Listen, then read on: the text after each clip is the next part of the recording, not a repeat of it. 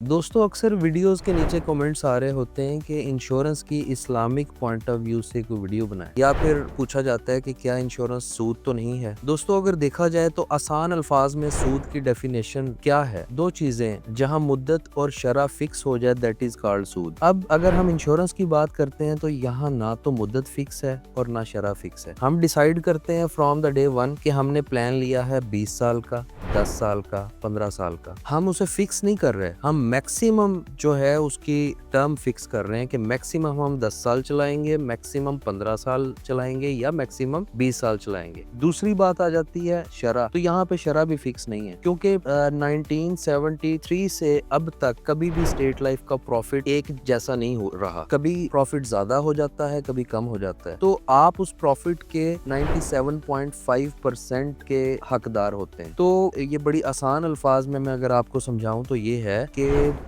यहाँ ना तो मुद्दत फिक्स है और ना शरह फिक्स है। मुद्दत जब हम 10 साल या 15 साल की फिक्स कर लेते हैं तो वो आप पाबंद नहीं रहते कि आपने 15 साल तक चलाना ही चलाना है। आप उसे 3 साल, 4 साल, 5 साल, 7 साल जब आपका दिल करे या फिर आप अफोर्ड ना कर पा रहे हो अपने प्रीमियम को तो आप उसे विड्रॉ कर सकते हैं। आपकी कैश वैल्यू स्टेट लाइफ आपको पे कर देगी और आपकी पॉलिसी खत्म हो जाएगी। लिहाजा इस्लामिक पॉइंट ऑफ व्यू से इंश्योरेंस में कोई मुमानत नहीं है।